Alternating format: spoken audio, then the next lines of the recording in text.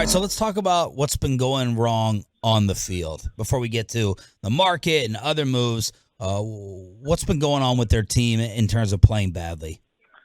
Well, the bullpen still needs to sort itself out. And I'd say this, this is not an excuse. This is just the reality. The Rangers had one off day over the last month. And, you always hear teams say, well, we don't want off days early in the year because we're fresh, we're good, don't need to deal with it then. On the same token, the opposite side, it's not easy when you go into the All-Star break with one off day over the final month. And when you have a thin bullpen, that makes it even tougher.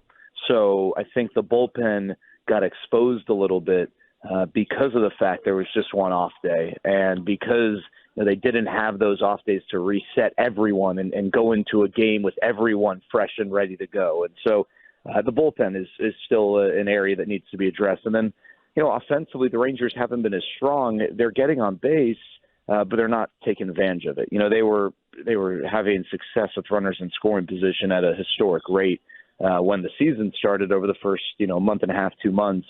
But they've really struggled in that regard since. And it's unfortunately some of the big bats at the top of the order who have struggled. Adolis Garcia has finally turned things around here over the last week with runners in scoring position, but he was having a rough time. Marcus Semien, has had a really rough time over the last, 2-3 weeks, especially with runners in scoring position. And so the Rangers just aren't taking advantage of guys on base the way that they were earlier in the year. But that's something that, again, there's ebbs and flows there. And I expect that, that's something that will now reverse course again, more in a favorable direction here in short time. Jared, you kind of reference it there at the end that as we look at where some of these struggles are and what we expect to maybe return to normal versus, hey, maybe this is a regression to the mean. What do you look at right now among the Rangers' struggles that you're most confident that, hey, this is just a slump or this is the nature of the MLB regular season versus a regression to the mean? Yeah, I think first of all, the runners in scoring position is both.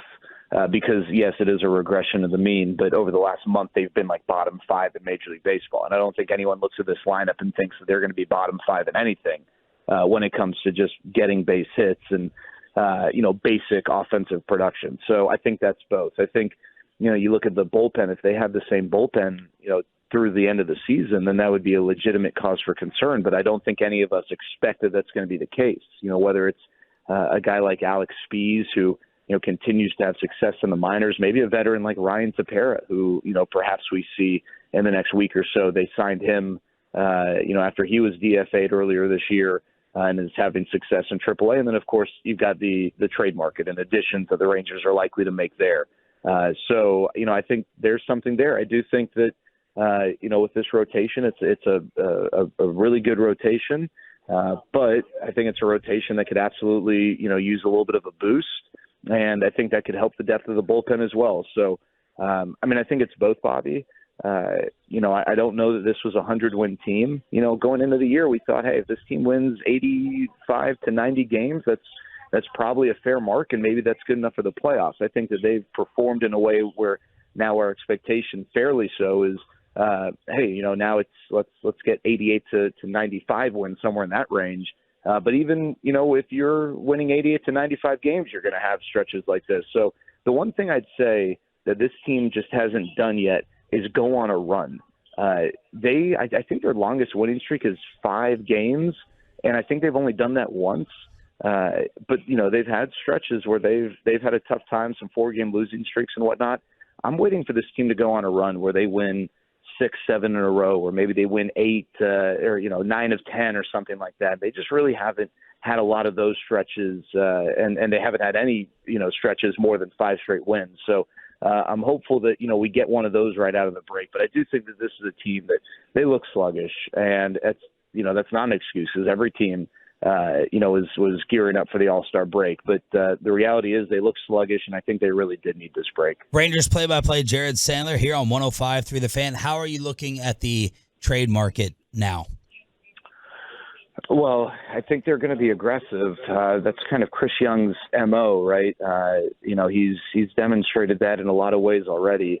I do think they've got multiple needs that they can address. I still think let's just start with starting pitching. I think that they could benefit from adding a starter that could kill two birds with one, or actually three birds with one stone, really. One is, adding a starter can help your bullpen depth because maybe you bump Andrew Heaney or Dane Dunning back to the bullpen. Two, it helps you now. It just, you get a starter who can help boost your rotation. And then three, Martin Perez is a free agent at the end of the year. There's an option tied to Andrew Heaney. Jacob deGrom's not going to be ready until late next year. If he does come back next season. So you have a need in the rotation this offseason, and you can maybe address that now. And then, obviously they need bullpen help. Is that 2 arms, 3 arms, 4 arms? I don't know. I think that they probably need 4 relievers to maybe help this bullpen, but it doesn't mean that they have to do all 4 in trades, right? I mentioned Alex Spees is a guy who's intriguing, someone who could help later on, this summer. But I do think that, whether it's an Aroldis Chapman type who's got closing experience or just a really good back-end type reliever, I think that they've got work to do, and I think they know that. And then, a lot of people have brought up the lineup. I mean, if the Rangers did not make an offensive upgrade, I don't think it would be a travesty. Yeah. But I think if there's an opportunity out there, then, why not? Why not, address the DH spot or a corner outfield spot just to get some depth? And then, a lot of people have asked about Evan Carter. Is there a possibility that Evan Carter's up to maybe address that need after the trade deadline? And I would say, yeah, there's absolutely a possibility. Someone at Gate E26 doesn't like Evan Carter, apparently, because they just snapped their head around when I mentioned his name. So I apologize to that person who I just offended. But, yeah, I think Evan Carter's got a chance to help this team out at some point this year, too. What do you see in the market for starting pitching right now? Well, you've got a lot of obviously a lot of guys that are out there and being discussed. I think there are a few teams who could really move the needle in terms of what they end up doing. I would say that Seattle, not that I don't know that Seattle was really ever going to move any of their guys, but the fact that Seattle's sort of making a push back, which it shouldn't be a surprise. I think that's a really good team that just really underperformed. That could change things. But then you got the White Sox. I don't know what the White Sox are going to do. That is, in my opinion, a very poorly run team. They are a mess, and they are not good. They should move their guys, but they're not far from a playoff spot because that division is a total mess. But if they are willing to trade those, there are 3 starters now in that rotation who could impact the market: Lance Lynn, Lucas Giolito, and Dylan Cease. And so I think that what the White Sox do could maybe impact whether or not this is a market with a lot of starters, which then helps the buyers, or where, if it's a market that doesn't have a lot of starters, in which case that really helps the sellers and it's going to drive up the price. So there are a couple of teams like that. But there are a lot of guys out there. Marcus Stroman's a name who's been tossed around. That's an interesting one because he's got an option tied to him. And so that means that the Cubs are going to approach trading him as if he's controllable for beyond this year, whereas the buying teams can't take that risk. And they're going to say, wait a second, I can't assess a value to him as if I'm going to have him for another year because he's likely going to opt out. So, there are a few interesting cases like that, but there are definitely plenty of starting pitchers out there. The guy I really love, guys, or the team that I think makes sense as a great trading partner, and I don't know that they're going to be willing to move these guys, and it's not going to be cheap, but I'd love to link up with the Pirates in a combo platter of David Bednar and Mitch Keller. Mitch Keller is not a household name, but look at his numbers. He is a really good starter who's under control. David Bednar, same thing. David Bednar is an all-star reliever who can close games for you. He can slot in the 8th inning, and he's also under control. I mean, those are 2 guys that are going to help you this year and beyond, but it's not going to be cheap to get them. But that's kind of a dream, realistic package right now. That is exactly the package I was wanting to ask you about, Jared, was the idea of if you went after somebody like Bednar and Keller, or maybe if the Mets decide, all right, let's sell a little bit. Let's move some of these pieces away and let's go Ottavino and Max Scherzer. But specifically for Mitch Keller and David Bednar, what are you talking about potentially sacrificing? Like, let's throw out a trade here. If you say Keller and Bednar for Owen White, Jack Leiter, Foscue, Zavala, and Harris, does that get it done? And would the Rangers want to do that? I think that's way too much. I mean, I'll say this, Bobby. Anyone who sits here and is not having these conversations, like in the war room, in the trade rooms, we have no idea. Mm-hmm. So I'm going to throw something out, and I'm going to tell you right now it could be totally off, because every year the trade market takes on a life of its own in terms of the exchange rate. You know, what David Bednar and Mitch Keller cost you this year is not going to be the same as what it would have cost you last year and next year and, you know, any other year. Right. But Mm-hmm. I would say that you would have to be prepared to give up 2 of your top 10 prospects, and one of those will have to be a pitching guy. Now, I don't think Evan Carter needs to be in it, you know, but Justin Foscue and Jack Leiter. Like, if you told me, hey, Bednar and Keller for Foscue and Jack Leiter, and maybe you throw in, you know, a lower level prospect, I think that maybe could get it done. It just depends on their evaluations of Leiter and Foscue. And, you know, do they feel like they've got a role for those guys, especially someone like Foscue who's knocking on the door? You know, with Leiter as a pitcher, obviously you always have room for pitching. But, yeah, I mean, I think I don't think you need to give up, you know, the 5 guys you mentioned. I think that's a little too steep. But you know, maybe it's Leiter, Foscue, and maybe it is Dustin Harris as a third. But, you know, I don't think you need to necessarily add Zavala and one more in there. But again, like I said, I'll go back to what I said at the beginning. I don't know, because if you would have asked me what Aroldis Chapman would have cost you, I would not have said it would have only cost you Cole Reagans and Ronnie Cabrera. Yeah. But, obviously, you know, the market at that point, you know, whatever was working in the Royals' mind was that, you know, that was maybe the best deal that they could possibly get for him. So I just don't know. It's tough to say, but you would have to be prepared to part ways with a couple of big name prospects. Jared Sandler here on The Fan. What is Jack Leiter's stock? So I think that his stock is definitely not it's dropped, right? It's not as high as it was when the year started. It wasn't high. It's certainly not as high as it was last year or right when he got drafted. But you know, I spoke to some people actually earlier this week about him, and it's obviously not super encouraging that he struggled and his most recent outing was not a good one.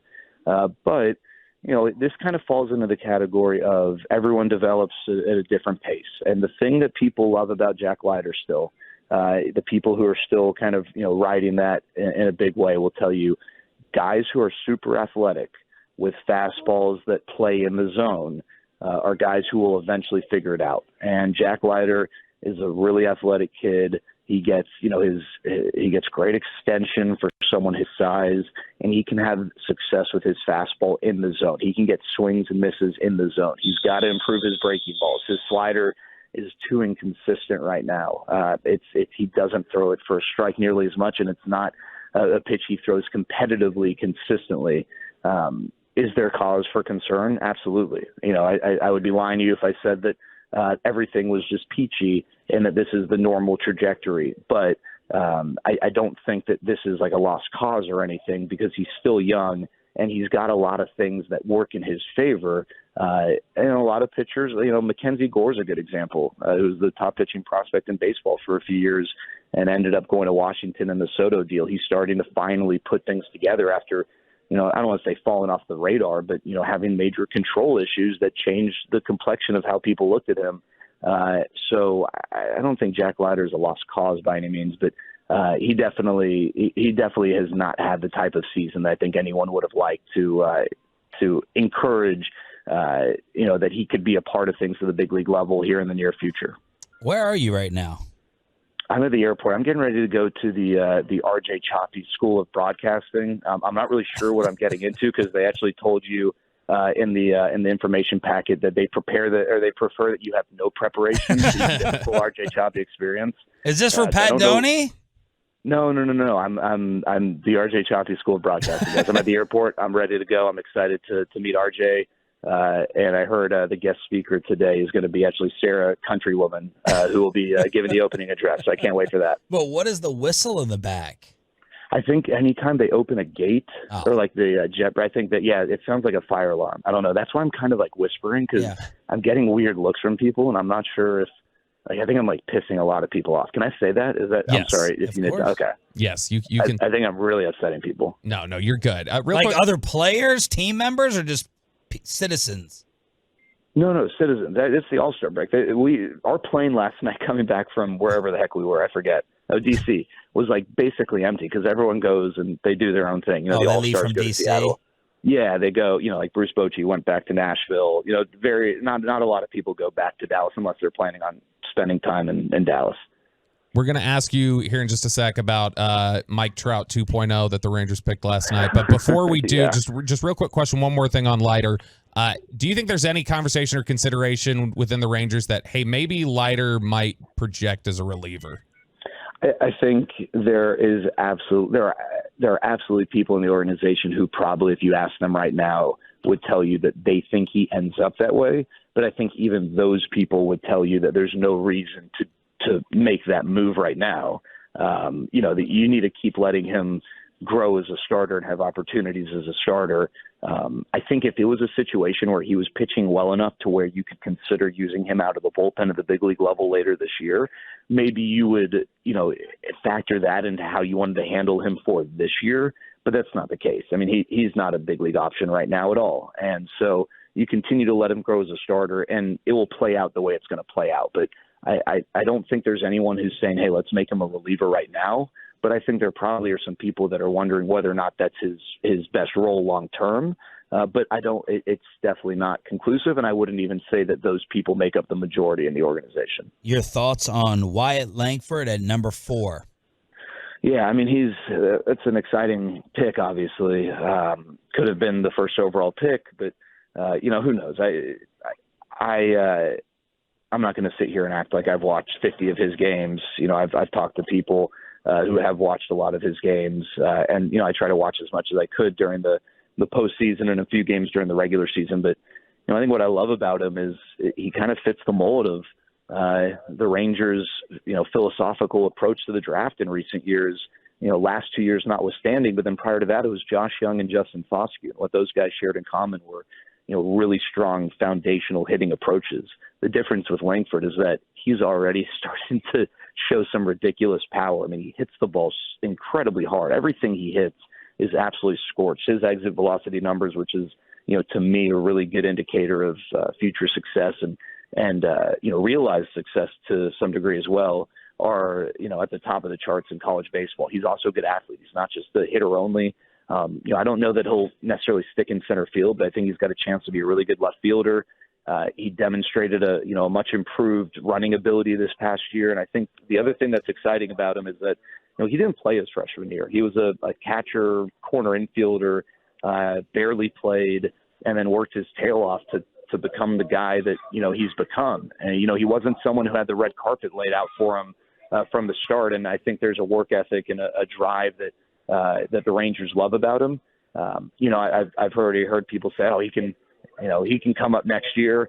I think let's learn a lesson from the Jack Leiter experience. And I know that he's a position player, not a pitcher.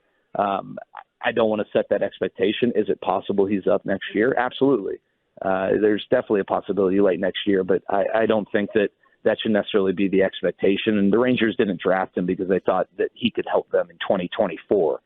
This is a guy who I think they feel like can be maybe the biggest power prospect who's come up through their system since Joey Gallo, except way more complete of a hitter, and someone who could, you can maybe build a lineup around if things really work out. So it's a really exciting pick. And I know the Rangers are eager to get him going. And, what I love is that because he's not a pitcher, they're not going to shut him down until next year. And, we might get to see some professional at-bats from Wyatt Langford in the minor leagues some point soon.